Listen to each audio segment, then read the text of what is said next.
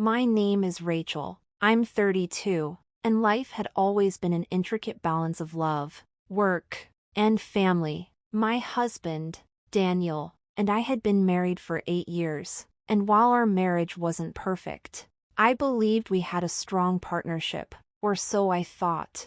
Daniel had a 14-year-old son, Jack, from his previous marriage. When I met Jack, he was a shy, polite boy who slowly warmed up to me over time. I treated him like my own child, helping with his homework, attending his soccer games, and even creating his favorite meals on the weekends. Despite my efforts, there were moments when Jack would remind me I wasn't his real mom. I brushed it off, chalking it up to teenage angst. Things began to change when Daniel's sister, Clara, moved back to our city. Clara and I had always been cordial, but there was an undercurrent of tension. She was protective of Daniel and had never fully accepted me into the family. One evening, Clara came over for dinner. As we sat around the table, she brought up Jack. "Jack's been telling me he feels uncomfortable here, Rachel," Clara said, her tone dripping with concern.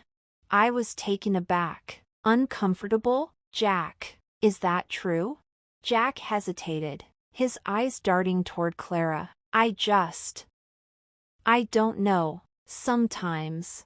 Clara jumped in. "See? Kids pick up on things. Rachel, maybe you're too strict with him." I felt blindsided. I had always been fair and loving toward Jack. This accusation felt unwarranted, but Daniel sat there silently, not defending me. A week later, Clara hosted a family gathering. I noticed the sideways glances and hushed whispers. Daniel's aunt approached me and said, "Rachel, I hope you're not too hard on Jack. He's just a child." The pieces began to fall into place. Clara had been spreading rumors about me mistreating Jack. That night, I confronted Daniel. "Why didn't you defend me when Clara accused me of making Jack uncomfortable?" I asked. He sighed. "Rachel, Jack's been acting distant lately. Maybe Clara has a point." I couldn't believe what I was hearing. "I've done nothing but care for Jack as if he were my own. Why are you doubting me?" Daniel didn't respond, and I felt the foundation of our marriage begin to crack.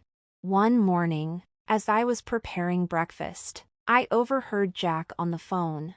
"She's so fake," he whispered. "Clara said I should tell Dad how unhappy I am. Maybe they'll split up."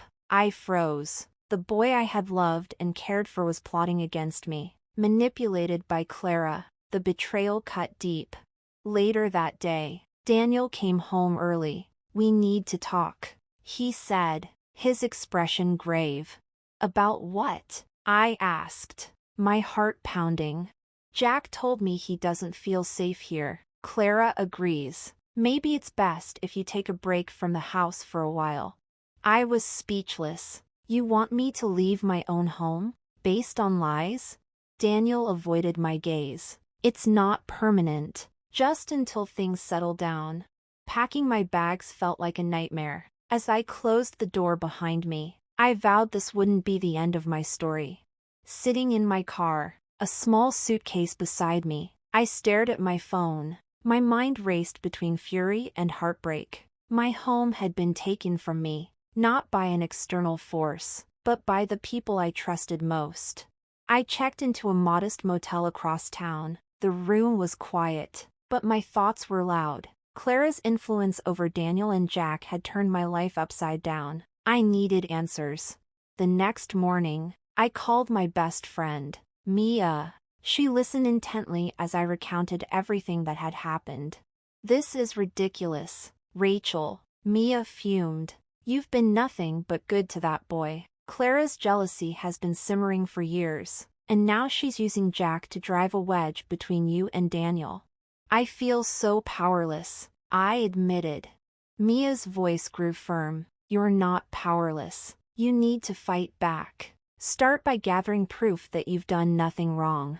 Her words sparked something in me. I wasn't the villain Clara painted me to be. It was time to uncover the truth. Over the next few days, I began piecing together Clara's influence. I reached out to Jack's teachers, coaches, and even his friends' parents. Each conversation painted a similar picture. I was a caring stepmother who always put Jack's needs first. I can't believe they're accusing you of mistreatment, one parent said. Jack always speaks highly of you. But the most revealing moment came when I decided to visit Clara's neighbor, Mrs. Benson, a nosy but kind older woman. She had a habit of keeping tabs on everyone in the neighborhood. "Oh, Clara?" Mrs. Benson chuckled when I mentioned her name. "She's always meddling. I overheard her telling her friend about a plan to protect Jack from you. Sounded like nonsense to me." Clara's manipulation wasn't just a hunch, it was real.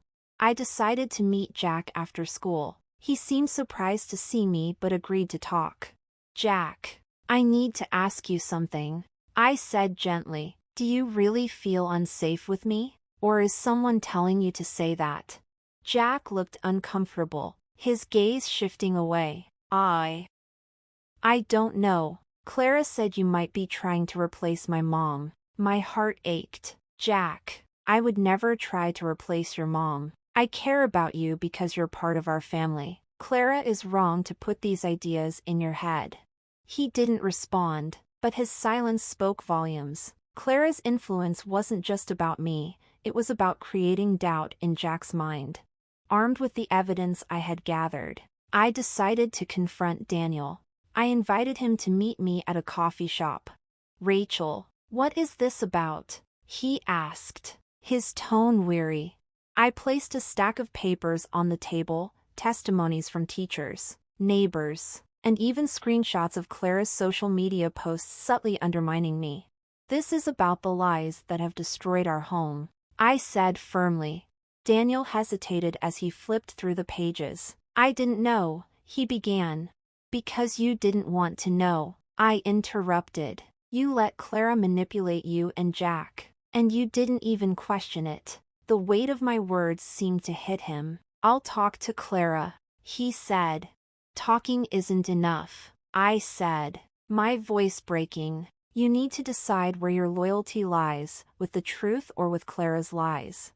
The days following my confrontation with Daniel were nerve-wracking. I had laid everything bare, but his inaction spoke volumes. He avoided my calls, and Jack's texts grew sporadic. It felt like I was screaming into a void. But I wasn't ready to give up. Clara's lies couldn't go unchecked. If Daniel wouldn't stand up for me, I'd fight for myself. One afternoon, Mia called, her voice laced with urgency. "Rachel, you won't believe what I found," she said. "Clara's been bragging about her success to her friends. She thinks she's won." Mia sent me screenshots of Clara's messages in a private group chat. Her words were venomous. I told Daniel exactly what he needed to hear. "Rachel will be out for good soon.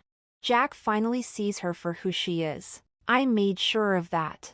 My blood boiled. Clara wasn't just meddling, she was orchestrating an all-out campaign to ruin me. I decided it was time to confront Clara directly. I drove to her house, my hands trembling with a mix of anger and determination. She opened the door, her expression smug. "Rachel," she said coolly, "what brings you here?" "Cut the act, Clara," I snapped. "I know what you've been doing. You've poisoned Jack against me and manipulated Daniel. And now, I have proof." Clara's smile faltered for a moment before she crossed her arms. "Proof? Of what?" "I'm just protecting my nephew from someone who clearly doesn't belong in his life." Her words stung, but I held my ground. "This isn't about Jack. This is about your jealousy and your inability to let go of control. You're hurting him more than you're helping." Clara's face turned red with anger. "Get off my property," she hissed. "You have no idea what you're talking about." But I did. And now, I had the evidence to back it up. After leaving Clara's house, I reached out to Jack's therapist, Dr. Harris. "I've been hesitant to intervene," Dr. Harris admitted, "but it's clear Jack is caught in the middle of a toxic situation. He's confused and being influenced by conflicting narratives." Dr. Harris agreed to facilitate a family session, including Clara. It was a long shot, but I hoped it would force her to face the damage she had caused. The session was tense from the start. Clara arrived with an air of superiority, while Daniel looked uncomfortable. Jack sat quietly, avoiding my gaze. Dr. Harris began gently. We're here to create a space for honesty and healing. Let's start by discussing Jack's feelings. Jack hesitated before speaking. I don't know what to think, he said. Clara says one thing, but I remember when Rachel helped me with my school project and took me to the park when I was sad. My heart swelled at his words, but Clara quickly cut in. Jack, don't forget how she's tried to replace your mother. Enough, Clara, I said, my voice firm. This isn't about replacing anyone. It's about creating a family where everyone feels safe and loved. Dr. Harris turned to Clara. Your influence on Jack is undeniable, but it's important to consider how your actions might be impacting him negatively. For the first time, Clara looked uncertain. The session ended with no clear resolution, but the cracks in Clara's facade were starting to show. Later that evening, Daniel called me. I've been blind, he admitted. Clara's been manipulating all of us. I should have stood up for you. I wanted to believe him, but trust wasn't something that could be rebuilt overnight. Actions speak louder than words. Daniel, I said, if you want to fix this, you need to show me, and Jack, that you're committed to the truth.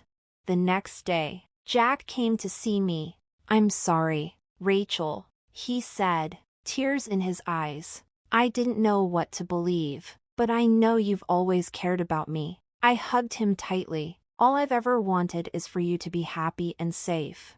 As for Clara, her influence began to wane. Daniel set firm boundaries, and Jack started therapy on his own to process everything. Life didn't immediately return to normal after the family therapy session, but it felt like a fog was lifting. For the first time in months, I could see a path forward, not just for me, but for all of us. Clara's manipulations didn't go unnoticed after the session. Daniel started addressing her behavior directly, finally acknowledging how her meddling had hurt our family. He limited her visits with Jack and made it clear that her interference was no longer welcome.